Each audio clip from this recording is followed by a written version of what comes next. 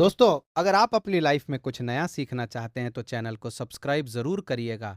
साल 2026 में सावन का महीना कब है, इसमें कितने सोमवार पड़ेंगे, सावन की समाप्ति कब होगी और रक्षाबंधन कब है, सावन में व्रत का पालन कैसे करें, व्रत में कौन सी चीजें नहीं खानी चाहिए, जान ले सब कुछ आज के इस वीडियो में। दोस्तों, सावन का महीना शिव भक्तों के लिए प्यार की सौगात लेकर आता है। यही वो महीना है जिसे हम प्यार का महीना कहते हैं।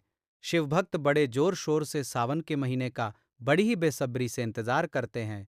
सावन में भगवान शिव धरती पर आकर अपने हर भक्त के घर में वास करते हैं। सच्ची भक्ति करने पर धन धान्य से घर भर देते हैं। सावन का हर एक दिन बहुत ही शुभ माना जाता है। हर दिन पवित्र होता है। हर दिन भगवान शिव की पूजा की जाती है। लेकिन सोमवार के व्रत के बाद ही कुछ और होती है। सावन के बारे में हर बात बताने से पहले आपसे रिक्वेस्ट करते हैं कि वीडियो को लाइक जरूर करिएगा, दोस्तों को शेयर कर दीजिएगा और अगर आपने अभी तक चैनल को सब्सक्राइब नहीं किया है तो चैनल को सब्सक्राइब करके बेल आइकॉन जरूर दबाएगा। पहले जानते हैं सावन के इस पवित्र महीने में कितने सोमवार पड़ेंगे और आपको कितने व्रत रखने हैं। दोस्तों, सावन का महीना इस साल 30 जुलाई 2026 गुरुवार दिन सोमवार से शुरू हो रहा है। इस समय बहुत ही शुभ योग बन रहा है। यह दिन साक्षात मंगलकारी है। इस दिन आप भगवान शिव की पूजा अवश्य करें। 30 जुलाई से शुरू हो रहे सावन के महीने में इस बार शिव जी की अधिक कृपा बरसेगी, क्योंकि इस साल कुल 4 सावन सोमवार के व्रत है। पहले सोमवार का व्रत 3 अगस्त को, दूसरे सोमवार का व्रत 10 अगस्त को, तीसरे सोमवार का व्रत 17 अगस्त को, चौथे सोमवार का व्रत 24 अगस्त को रखा जाएगा। ऐसे में इस बार सावन पूरे 1 महीने तक रहने वाला है, यानी पूरे 29 दिन न कम न ज्यादा भगवान भोलेनाथ आपके घर में स्थायी रूप से वास करने वाले हैं। तो ऐसे में दिल खोलकर भगवान शिव की उपासना और भक्ति में लग जाए। दोस्तों, ये शुभ संयोग पूरे 19 सालों के बाद बना है। सावन का पहला सोमवार 3 अगस्त को, इस दिन आप व्रत अवश्य रखें। भगवान भोलेनाथ आपकी सभी मनोकामनाएं अवश्य पूर्ण करेंगे। सावन की समाप्ति होगी 28 अगस्त को और रक्षाबंधन का त्यौहार मनाया जाएगा। रक्षाबंधन का पर्व 28 अगस्त 2026 शुक्रवार को मनाया जाएगा। ऐसे में आप जान लेते हैं सावन के इस पवित्र महीने में कौन सी गलती नहीं करनी चाहिए जिससे कि शिवजी नाराज ना हो, और सावन व्रत में ये फल तो कभी मत खाना, नहीं तो भगवान भोलेनाथ आपसे क्रोधित हो सकते हैं, आपका व्रत टूट सकता है। आइए जानते हैं कुछ ऐसी सावधानियां जिन्हें भूलकर भी नहीं करना चाहिए। नंबर 1, शास्त्रों में बताया गया है कि व्रतधारी को उधार मांगकर फल आदि नहीं खाना चाहिए। इससे पाप लगता है और व्रत अधूरा रह जाता है। सोमवार का व्रत हो या कोई और व्रत में पड़ोसियों से मांगकर फल वगैरह खाना नहीं चाहिए। व्रत में उधार मांगकर खाने से व्यक्ति का व्रत झूठा हो जाता है। ईश्वर की शरण में आने पर व्यक्ति को झूठ नहीं बोलना चाहिए, कर्ज नहीं लेना चाहिए, चुगली आदि नहीं करनी चाहिए, उधार मांगकर भी खाना नहीं चाहिए। अगर व्रत के दौरान आपको कोई अपनी मर्जी से खाने के लिए कुछ देता है तो उसे आप खा सकते हैं, लेकिन व्रत में कम से कम उधार मांगकर फल आदि खाना नहीं चाहिए। इससे पाप लगता है और व्यक्ति की पवित्रता भंग हो जाती है। नंबर 2, सोमवार का व्रत हो या सावन का व्रत, आपको नाशपाती नहीं खाना चाहिए। दरअसल इस फल का नाम नाशपाती यानी नाश करने वाला होता है, इसलिए इस फल को व्रत में नहीं खाना चाहिए। व्रत आदि को छोड़कर किसी और दिन आप इसे खा सकते हैं, लेकिन जिस दिन आपका व्रत हो उस दिन नाशपाती का सेवन बिल्कुल नहीं करना चाहिए और भगवान को भी नाशपाती नहीं चढ़ाना चाहिए। नंबर 3, कभी कुत्तों या सिंघाड़े का आटा खाने से भी आपका व्रत टूट सकता है। दोस्तों, लंबे समय से रखा हुआ आटा आपका व्रत भंग कर सकता है। दरअसल पुराने आटे में खून आदि कीड़े पड़ जाते हैं जो ठीक तरह से दिखाई भी नहीं देते। ऐसा आटा खाने पर दरअसल आप मांस का सेवन करते हैं और व्रत में कीड़े खाना घोर पाप के बराबर माना गया है। आपका व्रत इससे भंग हो जाता है। व्रत में ताजा आटा खाना चाहिए। लंबे समय से रखे हुए आटे में कीड़े पड़े जाते हैं तो ऐसा कभी ना करें। व्रत हमेशा शुद्धता में ही रखना चाहिए। सावन का महीना बड़ा ही पवित्र महीना माना गया है, इसलिए ये 5 चीजें भगवान शंकर के पास कभी ना रखें। जानते हैं उनके बारे में। नंबर 1, जहाँ शिवलिंग रखा हो या महादेव की कोई भी प्रतिमा हो वहां पर भूलकर भी जूते चप्पल लेकर जाना नहीं चाहिए। जरा सोचिए, जब आपके कमरे में कोई चप्पल लेकर प्रवेश करता है तो आपको कितना क्रोध आता है। तो इसी कारण महादेव भी आपसे नाराज हो जाते हैं और आपको मिलने वाला फल नष्ट हो जाता है। ऐसे में हमेशा मंदिर में नंगे पांव ही प्रवेश करें, क्योंकि चमड़े की चप्पल हमेशा अशुद्ध रहती है। इससे देव शक्ति नाराज होती है। नंबर 2, अक्सर महिलाओं को मासिक धर्म आ जाता है और वो बिना किसी को बताए पूजा पाठ कर लेती है, जो कि शास्त्री में वर्जित माना गया है। इस समय महिलाओं को जानकर भी अनजान नहीं बनना चाहिए। अगर आपको मानसिक पीड़ा है तो घर के मंदिर में या बाहर के मंदिर में प्रवेश नहीं करना चाहिए। इससे देव शक्तियां नाराज होकर आपसे क्रोधित हो सकती है। ऐसे समय में शिवलिंग को छूना घोर पाप के बराबर माना गया है। जरा सोचिए, ऐसी अवस्था में जब खुद महिला को बुरा लगता है तो ईश्वर को कितना बुरा लगेगा। इसलिए महिलाओं को ऐसी अवस्था में मंदिर या यात्रा में जाना, घर में पूजा पाठ करना, भगवान की प्रतिमा को छूना या तुलसी में पानी भी नहीं डालना चाहिए। तुलसी का पौधा भी इससे सूख जाता है। जब देव शक्तियां नाराज होती है तो लाजमी है कि घर में कंगाली और गरीबी आने लगती है, लड़ाई झगड़े होने लगते हैं, तो ऐसा कभी मत करना। नंबर 3, शास्त्रों में बताया गया है कि जहां होता है शिवलिंग वहां पर सभी देव शक्तियां सक्रिय रहती हैं। जिसके घर में शिवलिंग होता है वो व्यक्ति महादेव की कृपा सदैव पा लेता है। वास्तुशास्त्र के अनुसार शिवलिंग से हर वर्ग ऊर्जा का संचार होता रहता है। इसलिए शिवलिंग पर जलधारा हमेशा होनी चाहिए, जो ऊर्जा को शांत रखती है। कुछ लोग अपने घर में शिवलिंग तो रख लेते हैं, लेकिन वो कभी हफ्ते में एक बार जल चढ़ाते हैं, जो कि बिल्कुल भी अच्छा नहीं माना जाता। अगर आप जल नहीं चढ़ा सकते तो आप अपने घर में शिवलिंग कभी स्थापित ना करें, ऐसा गरुड़ पुराण में बताया गया है। इससे उल्टा घर में विनाश होता है। नंबर 4, शास्त्रों में बताया गया है कि तुलसी और महादेव का बैर माना गया है। इसी कारण तुलसी में शिवलिंग और गणेश की प्रतिमा को नहीं रखा जाता। कई लोग जाने अनजाने में शिवलिंग को तुलसी में रख देते हैं और घर में परेशानी आना शुरू हो जाती है। इससे महाशक्तियां क्रोधित हो जाती हैं, तो शिवलिंग पर तुलसी पत्र भी नहीं चढ़ाना चाहिए। तुलसी में और शिवलिंग में कुछ दूरी होनी चाहिए। नंबर 5, घर का मंदिर हो या बाहर का मंदिर, किसी भी मंदिर में ऐसे व्यक्ति को प्रवेश नहीं करना चाहिए जिसने स्त्री प्रसंग अर्थात संभोग किया हो या उसने मांस खाया हो। अगर आप शारीरिक रूप से गंदे हैं तो मंदिर के आसपास भी नहीं जाना चाहिए। घर के बने मंदिर पर कोई कपड़ा आदि डाल देना चाहिए। जरा आप ही सोचिए कि आप मांस खाकर या स्त्री के साथ शारीरिक संबंध बनाकर भगवान के पास जाएंगे, और क्या वो आपसे प्रसन्न होंगे? बिल्कुल भी नहीं। वो आपसे क्रोधित हो सकते हैं, आपसे नाराज हो जाएंगे। शास्त्रों में इसे घोर पाप माना गया है। इससे व्यक्ति नरक में जाता है। ऐसा दुष्ट स्वभाव मनुष्य के बर्बादी का कारण माना गया है, तो ऐसा बिल्कुल ना करें। ईश्वर के सामने हमेशा नहा धोकर मन पवित्र लेकर ही जाना चाहिए। इससे सभी शक्तियां आपसे प्रसन्न रहती हैं। दोस्तों, सावन के महीने में महादेव को ऐसे बेलपत्र कभी मत चढ़ाना, इसे बहुत ही अशुभ माना जाता है। दोस्तों, हम पौराणिक मान्यताओं के अनुसार बेलपत्र चढ़ाने से शिव जी का मस्तक शीतल रहता है। बेलपत्र से भगवान शिव की पूजा करने से दरिद्रता दूर होती है, व्यक्ति सौभाग्यशाली बनता है। इससे हनुमान जी भी प्रसन्न हो जाते हैं, क्योंकि वे शिव के ही अवतार हैं और इस बात को शायद ही कोई जानता हो। दोस्तों, अब आप ये जान लें कि बेलपत्र का उपयोग और इसके लाभ कैसे मिलते हैं। नंबर 1, तीनों लोगों में जीतने तीर्थ स्थल प्रसिद्ध हैं। वे सभी तीर्थ स्थल बेलपत्र की मूल भाग में स्थित माने जाते हैं। इस बात को शायद ही कोई जानता हो। नंबर 2, अगर बेल का वृक्ष घर के बीचों बीच या पूर्व दिशा में लगा हो तो घर में धन धान्य की कभी कमी नहीं रहती और परिजन खुशहाल रहते हैं। नंबर 3, जो व्यक्ति बेल के वृक्ष के मूल भाग की गंध, पुष्प आदि से पूजा अर्चना करता है, उसे मृत्यु के पश्चात शिवलोक की प्राप्ति होती है। अब जानते हैं बेलपत्र से जुड़ी और कुछ खास बातें। दोस्तों, चतुर्थी, अष्टमी, नवमी, चतुर्दशी और अमावस्या, इन तिथियों को साथ ही संक्रांति के समय और सोमवार को बेलपत्र नहीं तोड़ना चाहिए। पूजा से एक दिन पहले ही बेलपत्र तोड़कर रख ले। दोस्तों, हम बेलपत्र कभी अशुद्ध नहीं होता। अगर आपको पूजा के लिए नया बेलपत्र नहीं मिल रहा है तो आप किसी दूसरे के चढ़ाए हुए बेलपत्र को स्वच्छ जल से धोकर भगवान शिव को अर्पित कर सकते हैं। बेलपत्र में कम से कम 3 पत्तियां होनी चाहिए। कटी फटी पत्तियों का बेलपत्र भगवान शिव को गलती से भी अर्पित मत करना। कटी फटी पत्तियों को अर्पित करने से शिव का अपमान माना जाता है। और बेलपत्र का भी इसलिए बेलपत्र की पत्तियां एकदम साफ होनी चाहिए। दोस्तों, सावन के इस पवित्र महीने में जिस व्यक्ति को 5 संकेत मिल जाए तो इससे यह पता चलता है कि महादेव आपकी भक्ति से बहुत प्रसन्न है और आपको धनी होने से कोई भी नहीं रोक सकता। चलिए जानते हैं। नंबर 1, बैल का दरवाजे पे आना। दोस्तों, नंदी महाराज भगवान भोलेनाथ के वाहन हैं।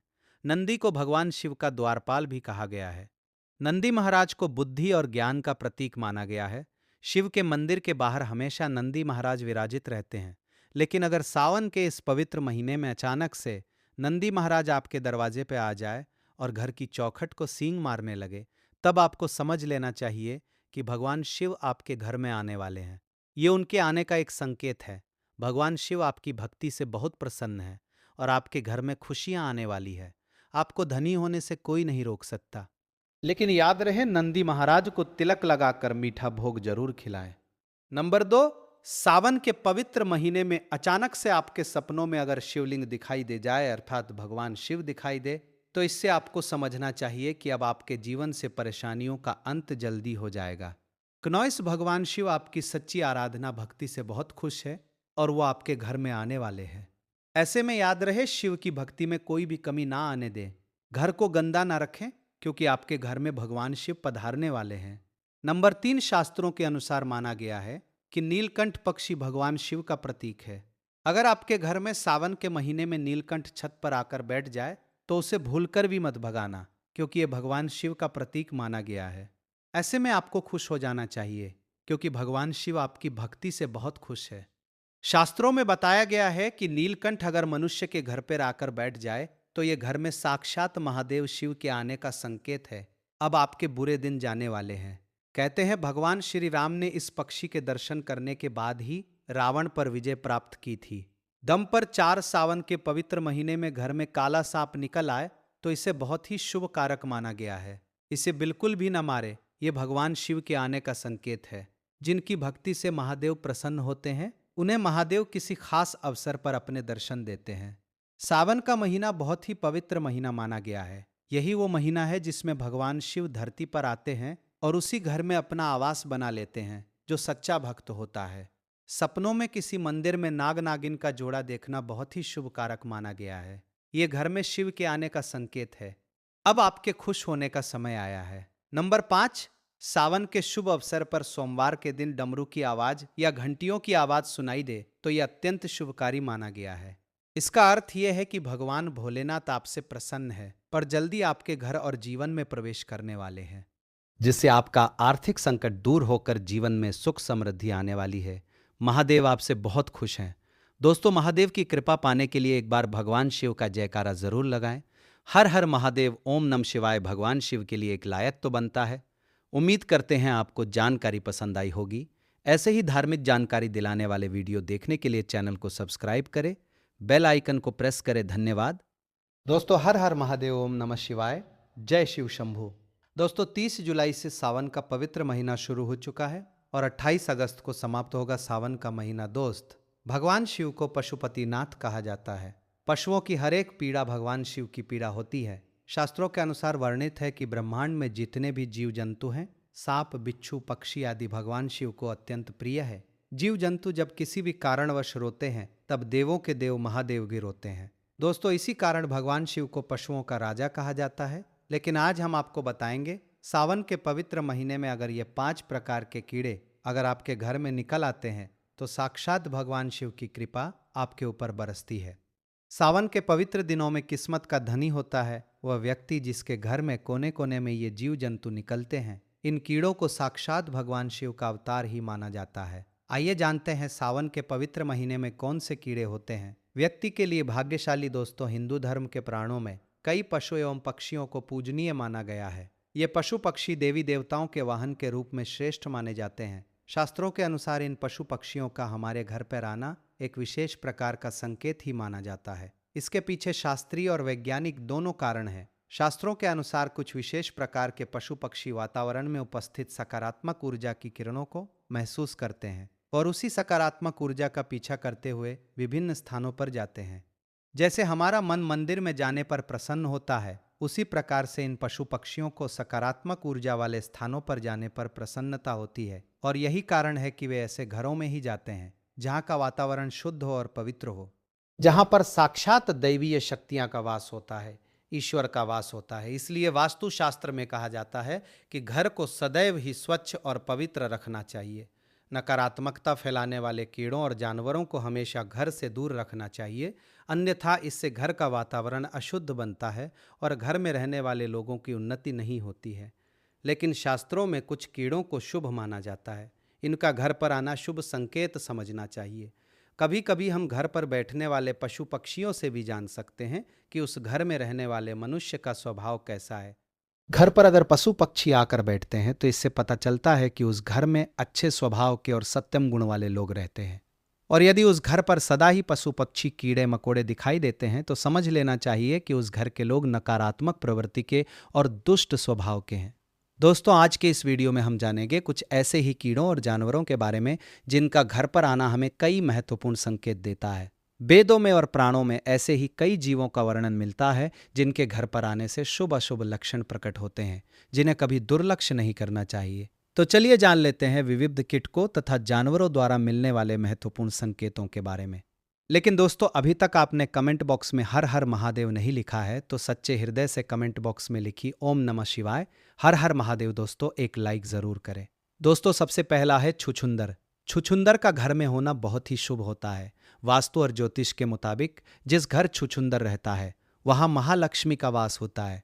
इसके अलावा छुछुंदर यदि किसी व्यक्ति के चारों ओर घूम जाए तो समझ ले उसे जल्दी ही बहुत बड़ा फायदा होने वाला है। यदि सावन के महीने में रात के समय किसी को छुछुंदर दिखाई दे जाए तो उसकी किस्मत खुलना तय है।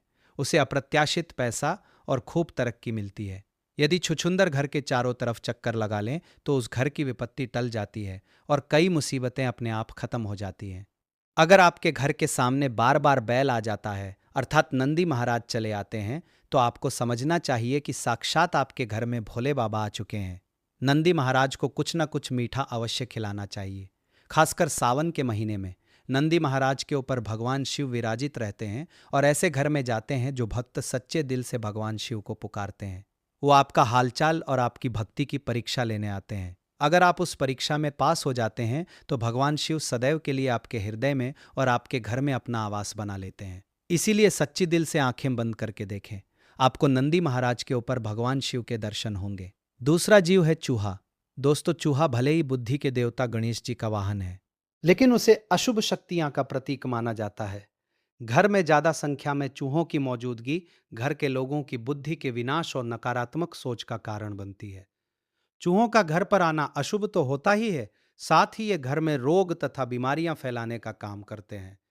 ये घर के वातावरण को दूषित बनाते हैं। चूहे घर में होने से धन का खर्च बढ़ने की संभावना होती है। साथ ही ये घर में होने से आपका बहुत बड़ा नुकसान भी करा सकते हैं। आपके वस्त्र तथा किताबों को खराब कर डालते हैं, बिजली के उपकरण नष्ट कर देते हैं, बिस्तर आदि कपड़े आदि नष्ट करने का कार्य करते हैं। दोस्तों, इसीलिए चूहों का घर पर होना अशुभ ही नहीं नुकसानदायक भी है। अचानक घर में ढेर सारे चूहों का आगमन होना भी किसी अशुभ घटना का संकेत माना जाता है। चूहों के अंदर से एक ऐसी गंध निकलती है जिससे बच्चों को इन्फेक्शन हो जाता है। यहां तक कि बच्चों की मृत्यु भी हो जाती है। चूहों की जो बीट होती है, पार्टी होती है, इसके कारण बच्चों की मृत्यु हो जाती है। चूहों के अंदर से ऐसी गंध निकलती है जिसके कारण आपके घर में छोटे छोटे बच्चों को इन्फेक्शन हो जाता है, जिसके कारण वो बीमार पड़ जाते हैं और धीरे धीरे पूरे घर का विनाश हो जाता है। तीसरा है मधुमक्खी। दोस्तों, ऐसा कहा जाता है कि मधुमक्खी खराब किस्मत और गरीबी को न्योता देती है, इसलिए इसे अपने घर से तुरंत हटा देने में ही भलाई है। घर पर मधुमक्खी का छत्ता होना भी अशुभ माना जाता है। मधुमक्खी के छत्ते में अनगिनत छेद होते हैं। ये आपके जीवन को भी क्षत विक्षत कर सकते हैं। इसीलिए यदि आपके घर में मधुमक्खी का छत्ता हो तो उसे तुरंत हटा देना चाहिए। चौथी चीज है मकड़ी के जाले। वास्तु की दृष्टि से घर में मकड़ी का जाला लगना अच्छा नहीं माना जाता है। यह दुर्भाग्यपूर्ण घटनाओं का संकेत देता है। इसलिए घर में कहीं पर भी मकड़ी का जाला देखते ही उसे तुरंत हटा दें। मकड़ी का जाला आपके जीवन में संकट पैदा करता है और आपकी तरक्की को रोकता है। दोस्तों, पांचवा जीव है तितली। तितली का घर में आना बहुत ही सौभाग्य की बात है और ये एक अच्छा संकेत भी माना जाता है। इसका तात्पर्य है कि आपको बहुत ही जल्द कोई शुभ समाचार मिलने वाला है। तितली का बार बार घर में दिखाई देना किसी बहुत ही शुभ घटना का संकेत माना गया है। तितलियां रंग बिरंगी होती है। ये आपके जीवन में खुशियों के रंग भरने के लिए ही घर में आती है। लेकिन शास्त्रों के अनुसार माना जाता है कि जब घर में सावन के महीने में तितलियां आ जाए, उनका प्रवेश घर में हो जाए, तो इसे साक्षात भगवान शिव का आगमन माना जाता है। भगवान भोले बाबा आपसे बहुत ही प्रसन्न हैं और आपकी भक्ति का वरदान अब आपको जल्द मिलने वाला है। किस्मत का धनी होता है वो व्यक्ति जिसके घर में सावन के महीने में तितली आ जाए, इसलिए गलती से भी इस जीव को नुकसान नहीं पहुंचाना चाहिए। छठा जीव है भबरा। घर में काले रंग का भंवरा आना शुभ संकेत है। आपको जल्दी ही विवाह से जुड़ा कोई शुभ समाचार मिल सकता है। भंवरे को भूल से भी मारना नहीं चाहिए। ये आपके बुरे समय के समाप्त होने का संदेश लेकर आपके घर पर आया है। भंवरा घर पर आने के बाद से आपके जीवन में अच्छे समय की शुरुआत हो सकती है। सातवां जीव है बिच्छू। कहते हैं कि सपने में बिच्छू दिखाई दे तो समझो कि आप पर कोई संकट आने वाला है। जिसे घर में बिच्छू कतार बनाकर बाहर जाते हुए दिखाई दे तो समझ लेना चाहिए कि वहां से लक्ष्मी जाने वाली है। लेकिन पीले रंग का बिच्छू माया का प्रतीक है। ऐसा बिच्छू घर में निकले तो घर में लक्ष्मी का आगमन होता है। और खासकर सावन के महीने में इस रंग का बिच्छू अगर दिखाई दे तो समझो आपकी किस्मत पलटने वाली है। दोस्तों, बात करते हैं 8वें नंबर की। अगर आपके घर में काली चींटियां आ रही है तो खुश हो जाइए। दरअसल माना जाता है कि ऐसा होने पर भविष्य में आपके सुख शांति में वृद्धि होने वाली है। वही काली चींटियों को आपके धन ऐश्वर्य के बढ़ने से भी जोड़ा जाता है। काली चींटियों को खाना खिलाना बहुत ही शुभ होता है। सावन के महीने में अगर घर में ढेर सारी काली चींटियां दिखाई दे जाए तो समझो भगवान शिव आपके द्वार पर आ चुके हैं। अब आपके घर में धन दौलत की कमी कभी नहीं होगी। चारों दिशाओं से धन खींचा चला आएगा। अगर चावल के भरे बर्तन से चींटियां निकल रही है तो ये शुभ संकेत होता है। कुछ ही दिनों में आपके संचित धन में वृद्धि होने वाली है। व्यक्ति की आर्थिक स्थिति अच्छी होने जा रही है। काली चींटियां भौतिक सुख वाली चीजों के लिए शुभ है। अगर काली चींटियां आपके घर में एक गोल घेरा बनाकर घूम रही है तो समझ लेना चाहिए कि आपके घर में मां लक्ष्मी का आगमन हो चुका है। आपके घर की आर्थिक स्थिति में काफी सुधार होगा। आपको कहीं से बहुत अधिक धन की प्राप्ति हो सकती है। ज्योतिष शास्त्र के अनुसार खासकर सावन के दिनों में काली चींटियों को अन्न खिलाना बहुत ही शुभ होता है। घर में अगर चींटियां दीवार पर ऊपर जाती हुई दिखाई दे तो आप विकास और प्रगति करेंगे। और यदि चींटियां नीचे की तरफ जाती हुई दिखाई देती है तो आपको नुकसान का सामना करना पड़ सकता है। अगर काली चींटियां उत्तर दिशा की तरफ से आती हुई दिखाई देती है तो शुभ संकेत समझना चाहिए। इससे धन में वृद्धि होती है। यदि चींटियां दक्षिण दिशा की तरफ जाती हुई दिखाई दे तो इसे अशुभ संकेत समझना चाहिए। यदि पूर्व दिशा से चींटियां आती हुई दिखाई देती है तो आपके जीवन में सकारात्मकता बढ़ने का संकेत है। 9वां जीव है घोंगा। शास्त्रों के अनुसार घर में घोंगे का अचानक से निकलना अथवा घर की दीवार पर रेंगना शुभ संकेत समझना चाहिए। आपको किसी बड़े कार्य में सफलता मिल सकती है। 10 गुना संपत्ति हासिल हो सकती है। गड़ा हुआ धन हासिल हो सकता है। 10वां जीव है छिपकली। कई लोग छिपकली को देखकर डर जाते हैं और उसे तुरंत ही घर से भगाने का प्रयास करते हैं। कुछ लोग तो बिना जाने ही क्रोध में आकर छिपकली को मार देते हैं। लेकिन शायद आप नहीं जानते होंगे कि छिपकली का घर में आना बहुत ही शुभ संकेत होता है। छिपकली का संबंध धन की देवी लक्ष्मी से होता है। इसीलिए घर में छिपकली का आना अशुभ संकेत नहीं बल्कि शुभ संकेत ही माना गया है। खासतौर पर अगर आपके घर के मंदिर में छिपकली दिखाई देती है तो ये सौभाग्य का प्रतीक माना जाता है। इससे आपको चमत्कारिक फल की प्राप्ति हो सकती है। अगर आपको मंदिर में हर रोज छिपकली नजर आ रही है तो इसका अर्थ होता है कि आपको जल्दी ही कोई शुभ समाचार मिलने वाला है। लेकिन काले रंग की छिपकली का घर में आना अशुभ होता है। इसका संबंध आज लक्ष्मी से होता है। दोस्तों, काले कलर की छिपकली घर में देखना मनहूस माना जाता है। यह बहुत कम लोगों के घर पाई जाती है। अगर हो तो आप सावधान हो जाएं। काली छिपकली घर में देखना मतलब घर में कुछ ना कुछ तो गड़बड़ है। घर में बहुत बुरा होने का संकेत माना गया है। छिपकली का सिर पर गिरना अशुभ संकेत होता है। लेकिन छिपकली का छाती पर अथवा हाथ पर गिरना अथवा रेंगना बहुत ही बड़ा शुभ संकेत होता है। इससे धन लाभ होने की प्रबल संभावना होती है। कई लोग छिपकली को विषैला जीव मानकर उसे तुरंत मारने के लिए दौड़ते हैं। लेकिन छिपकली को कभी मारना नहीं चाहिए। उसे मां लक्ष्मी का रूप मानकर उसको प्रणाम करना चाहिए। इससे शुभ फलों की प्राप्ति होती है। दोस्तों, इस प्रकार से घर में इन जीवों के आने से हमें शुभ अशुभ संकेत मिलते हैं। उम्मीद है आपको ये जानकारी अच्छी लगी होगी। सच्चे दिल से कमेंट बॉक्स में लिखना ना भूलें। हर हर महादेव, ओम नमः शिवाय। भगवान भोले बाबा कालों के भी काल है और जब भगवान शिव का आशीर्वाद आपके ऊपर हो तो भला काल आपका क्या करेगा। एक लाइक जरूर करें। दोस्तों, अगर आप अपनी लाइफ में कुछ नया सीखना चाहते हैं तो चैनल को सब्सक्राइब जरूर करिएगा। सावन का महीना यानी कि भगवान शिव का महीना, और ये महीना भगवान शिव को अत्यंत प्रिय है। यही कारण है कि भगवान शिव के इस महीने में जो कोई भी भक्त सच्चे मन से कोई भी साधना करता है या कोई भी खास प्रयोग करता है तो उसकी सभी इच्छाएं पूर्ण तो होती ही है, बल्कि भगवान शिव के आशीर्वाद से सभी नवग्रह उसके साथ चलने लग जाते हैं और जीस भी। व्यक्ति के साथ नवग्रह उसका फेवर करते हैं तो ऐसे व्यक्ति के जीवन में दुर्भाग्य आ ही नहीं सकता है। और नवग्राहक अब फेवर करते हैं तो वे तब करते हैं जब भगवान शिव की कृपा किसी साधक पर या किसी व्यक्ति पर हो जाती है। बल्कि ऐसा कहा जाता है कि चाहे भूत हो, प्रीत हो, कोई भी पिशाच हो, कोई भी युनि हो, देव हो, देवता हो, पितृ हो, कोई भी इस ब्रह्मांड की योनि हो, सभी भगवान शिव के भक्त हैं और उन्हीं के सामने नतमस्तक रहते हैं। तो दोस्तों, आज के वीडियो में बड़े ही ज़्यादा खास उपाय के बारे में हम आपको बताएंगे। और जो कोई भी भक्त सावन के महीने में इन उपायों को कर लेता है, उसके जीवन से दुर्भाग्य बिल्कुल ही समाप्त होता है, सौभाग्य की उसे प्राप्ति होती है और वो आगे बढ़ता ही चला जाता है। चाहे आज आपके जीवन में कितने भी कष्ट क्यों ना हो, लेकिन भगवान शिव के इस खास प्रयोग को करने से सभी दुर्भाग्य जड़ से समाप्त हो जाते हैं और सौभाग्य की शुरुआत हो जाती है। आगे बढ़ने से पहले आपसे रिक्वेस्ट करते हैं कि वीडियो को लाइक ज़रूर करिएगा, दोस्तों को शेयर कर दीजिएगा और अगर आपने अभी तक चैनल को सब्सक्राइब नहीं किया है तो चैनल को सब्सक्राइब करके बेल आइकन ज़रूर दबाइएगा। दोस्तों, आज हम आपसे एक बहुत ही रोचक टॉपिक पर बात करेंगे। ये बहुत ही दिलचस्प है और जो बात हम करने जा रहे हैं उसका रिलेशन है चींटियों से। चींटियों को हम अक्सर नज़रअंदाज कर देते हैं, उन्हें पैरों के तले कुचल देते हैं और उनको काटने वाले दुष्टों से ज़्यादा कुछ नहीं समझते।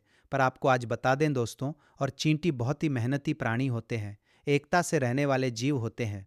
चींटियों के बारे में जीवन वैज्ञानिकों ने कई रहस्यों को उजागर किया है, जैसे कि चींटियां आपस में बातचीत करती है, न घर बनाती है, भंडारण की सारी व्यवस्था करना जानती है, नेटवर्क की दुनिया के अन्य नेटवर्क से ये बहुत बेहतर है। दोस्तों, ये मिल करके एक पहाड़ को काटने तक की क्षमता रखती है और चींटियां हमारे शहर को स्वच्छ रखने में महत्वपूर्ण योगदान देती है। दोस्तों, हम चींटियों की क्या क्या बातें करें, चींटियां बहुत ही योग्य होती है और हमारे जीवन को एक पथ प्रदर्शक की तरह भी बदलती है। अगर आप देखते होंगे, जब भी कोई मनुष्य निराश होने लगता है, असफलताओं से गिरने लगता है, घबराने लगता है, तो उसको समझाया जाता है, या जब भी मोटिवेशनल टॉक सब सुनते होंगे, उसमें चींटियों की तरह पहाड़ चढ़ने की उपमा जरूर दी जाती है। तब तक नहीं बैठती जब तक वो दीवार को पार न कर लें। जब भी आप देखते होंगे सक्सेस के कोर्स है, उसमें चींटियों की फोटोज बहुत सारी होती है। दोस्तों, इसी तरह अगर आपको भी जीवन में बार बार असफलताएं मिल रही है, बार बार असफलताओं का मुंह देखना पड़ रहा है, आप हारने लगे हैं, तो आपको भी चींटियों की तरह अपनी मनोयोग्य को, निष्ठा को और मेहनत को बढ़ाना चाहिए। मेहनत से काम करना चाहिए जिससे आपको सफलता मिल सके। दोस्तों, अगर आपके भी घर में चींटियां हैं तो अब इनसे डरना नहीं है। आपको आज हम बताने वाले हैं कि चिट्ठियां आपके जीवन में शुभ योग लेकर आती है कि अशुभ योग लेकर आती है। कौन सी चिट्ठियां आपके जीवन में नेगेटिविटी भर देती है। दोस्तों, अगर आपके भी घर में चींटियां हैं, आपकी रसोई में चींटियां हैं, आपके गार्डन में चींटियां हैं, तो आप लकीर के फकीर भी हो सकते हैं या फिर किस्मत के धनी भी हो सकता है। दोस्तों, कि आपके घर में एक भी चिट्टी ना हो, क्योंकि हम दिन रात मेहनत करते हैं कि चींटियां हमारे घर पे बिल्कुल भी दिखाई ना दे सके। और हो सकता है कि आपके घर में चींटियों की तादाद भरी हुई हो। तो दोस्तों, अगर आपके घर पे चींटियां हैं तो ये वीडियो आपको बहुत ध्यान से सुना है। सुनने में थोड़ा अजीब लगे, पर ज्योतिष में चींटी को बहुत ही महत्व दिया गया है। आज हम आपको बताएंगे कि ये चींटियां कैसे आपकी जिंदगी, आपकी किस्मत, आपके सेहत पर बहुत असर डाल सकती है। दोस्तों, ध्यान दें, सबसे पहले आपको यह ध्यान देना चाहिए कि आपके घर में ब्राउन कलर की चींटियां ज़्यादा है या काले रंग की, क्योंकि यही बताएगा आपका किस्मत कनेक्शन जीटीओ से। हमारे धर्म में परंपरा आती है कि 84 लाख योनि में बार बार मनुष्य घूमता है। मृत्यु के उपरांत 84 लाख बुरे कर्म करने वाले को भुगतने पड़ते हैं। हर जीव में प्रभु का वास होता है। दोस्तों, आज आपको सुनकर आश्चर्य होगा, पर काली चींटियां भी एक तरह से विष्णु भगवान का ही वास मानी जाती है और ग्रहों में शनि का आधिपत्य इन काली चींटियों के ऊपर ही माना जाता है।